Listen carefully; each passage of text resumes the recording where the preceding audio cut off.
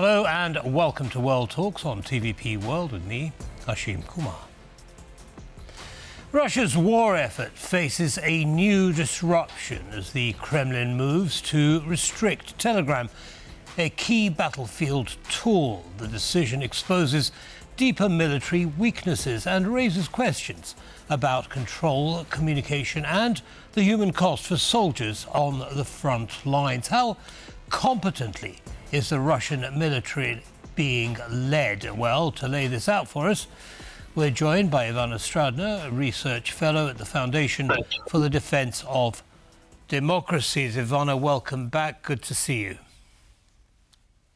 Thank you very much for the invitation. It's a pleasure. So, Ivana, what's going on? I mean, Russian soldiers are having their mobile phones destroyed. They're being punished for having the Telegram app on those phones. What's the problem? Well, we have to zoom out and to ask the big question, what's going on with Russian censorship internally? These days, if you're walking on the streets of Moscow and St. Petersburg with the internet outages, and if you want to check different streets using maps on your phone, you better carry your map like a hard copy version of it.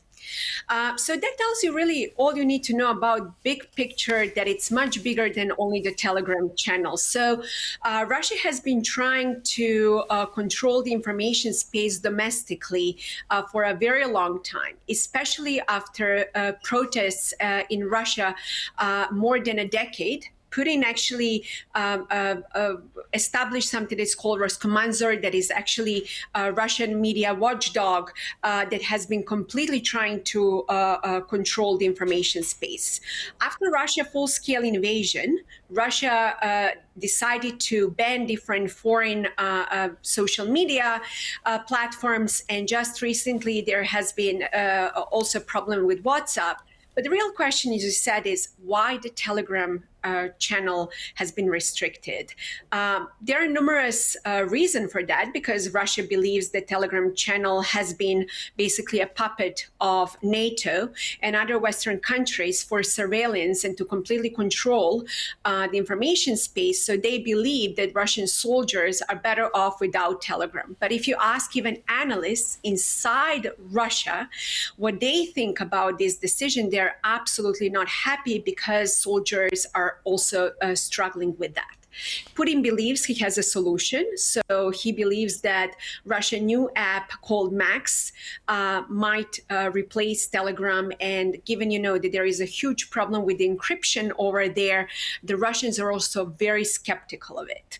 And honestly, this really reminds me very much when I hear stories from the Stalin era about complete censorship. The only difference nowadays is that this is a authoritarian digital toolkit. Well, indeed. And I mean, there are a number of things that surprise me. The first is that it took Putin this long to ban the use of Telegram. I mean, the full-scale invasion started 4 years ago. And the second is, why are soldiers having to rely on a civilian application for frontline communications? What's wrong with military applications? So a couple of things. You're right that this has been a very long process, because since 2010, Russia has been working rapidly on those internet censorship. And in 2019, Russia also passed something that is called like a sovereign internet law that completely controls the information space. So why, the Telegram channel and why now? You're right, that they have to somehow rely on different social media platforms to communicate, but Russia was not able before, to establish a new platform. And that's why they're pushing now for Max. But here's the thing, even though there are 2 points over there, even though Russia has been working hard to complete this censorship, we should also not forget that Russia tried to punish back then when X was called Twitter, and tried to slow down the platform. And in fact, it was digitally not successful. So it also slowed down other websites linked to the government. So we have to also understand that Putin is not so powerful that he can completely control the information space. Second thing, Putin also has been working very hard to control the VPN that allowed Russians to access foreign social media. But even with that, he was not able to completely control the information space. And the third thing is Putin fears also his own people. And there are numerous reports, that Russians are increasingly unhappy about this decision to prevent free communication. And that tells us all we need to know, that Putin has a clear vulnerability. On the battlefield, as I mentioned, for him, any of those soldiers is just a number. He doesn't care. And he fears the freedom of expression and the freedom of speech more than he fears retaliation about his own people being killed on a battlefield. But having said that, like all dictators, they fear freedom of expression and freedom of speech more than nuclear weapons. And that's precisely why Putin has been working very hard to restrict those platforms domestically. But, when an enemy makes a mistake, let your enemy continue doing that, because this is going to actually go as a boomerang that will hurt Putin more than anything else. Yes, I mean, and this is not the only electronic communications issue, is it, for Russia? I mean, Starlink, for example, they hacked into it essentially and used it to control their troop movements and to find out where the Ukrainian troops were. Now the same thing or something similar has happened with Telegram. That leaves the Russian military pretty blind, doesn't it? And is this an opportunity for Ukraine to push forward and drive them out, make use of their lack of communication?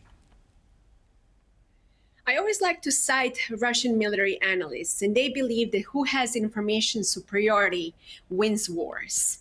And this mistake that Putin has been making is going to cost him a lot, because without clear communication, without symmetry of information, his military is struggling a lot. So having said that, yes, this is an opportunity also for Ukraine to attack and to basically put Russia on the defensive.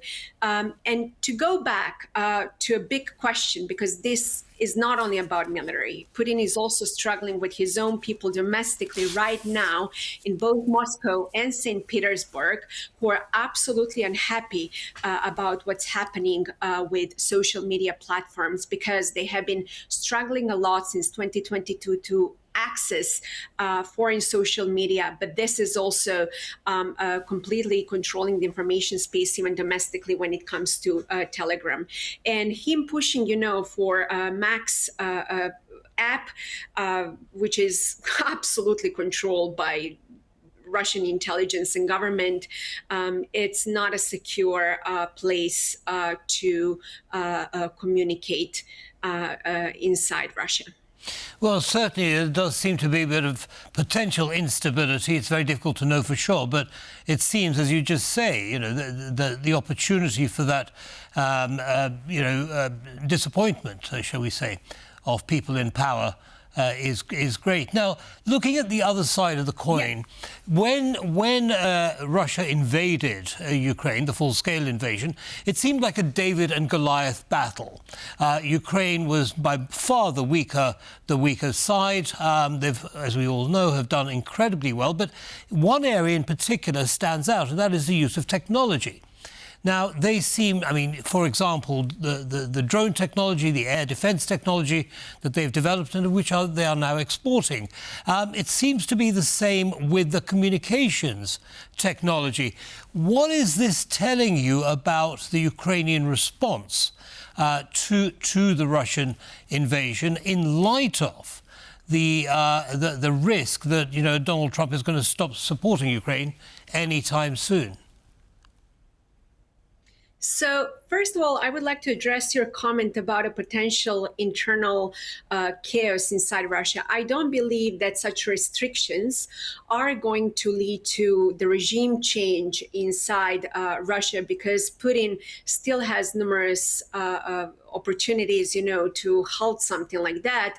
And also, a lot of Russians, even though they're very much against the war, but not because of the war itself, but rather also because Putin is not winning over there and they're experiencing costs of it. To go back to technology issue, I think it's extremely important because yes, maybe Ukraine doesn't have all the weapons that Russia has, but it has absolutely leverage when it comes to drone technology, when it comes to cybersecurity defenses and potentially offenses, and also the communication efforts when it comes to also electronic warfare. So that's also an opportunity for the West to learn how Ukraine has leveraged new technologies to put Russia on the defensive. And finally, my point to go back on social media, Ukraine absolutely understands the power of who controls the narrative. And they have been peddling the truth about Russian lies over, also social media to raise the awareness. And that's something that Putin also fears, not only internationally, but also domestically. And that's precisely why the Russian government has been working very hard to completely control the information space inside Russia and to push for a new app called Max. This really reminds me very much on also what's happening with China, because both Russia and China have been working on something what they call sovereign internet law, where they can completely control, their information space. And that leads me to the conclusion, which is the dictators fear ideas more than nuclear weapons. Well, I think that's working out quite clearly in front of us right now.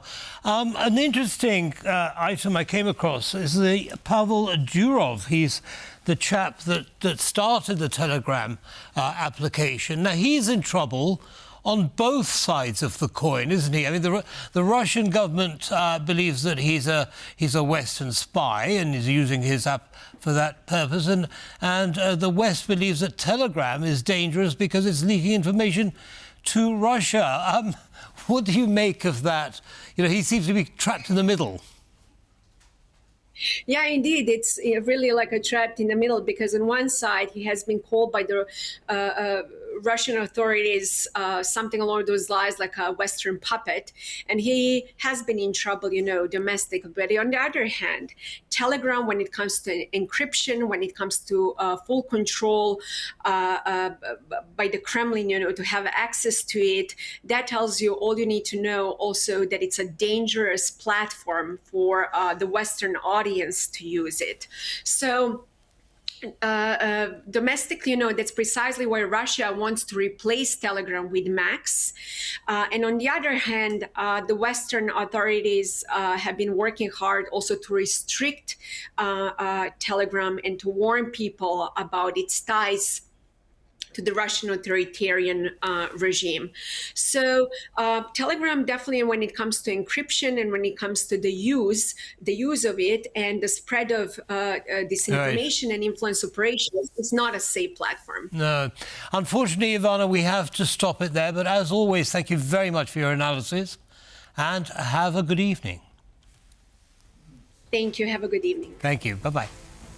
And that brings us to the end of this episode of World Talks. Don't go away, lots more coming up. Goodbye.